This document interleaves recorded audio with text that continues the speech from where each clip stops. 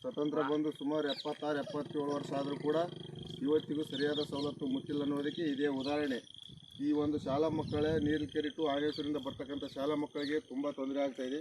ಶಾಲಾ ಮಕ್ಕಳು ಇವತ್ತು ಶಾಲೆಗೆ ಹೋಗೋದಕ್ಕೆ ತುಂಬ ಅನಾನುಕೂಲ ಪರಿಸ್ಥಿತಿ ಆಗ್ತಾಯಿದೆ. ಇದನ್ನು ಕೂಡಲೇ ಎಚ್ಚೆತ್ತುಕೊಂಡು ಈ ಒಂದು ಸೇತುವೆಯನ್ನು ಮೇಲೆತ್ತರಕ್ಕೆ ಮಾಡುವಂಥ ವ್ಯವಸ್ಥೆಯನ್ನು ಮಾಡಬೇಕು ಅಂತ ನನ್ನ ಮನವಿ.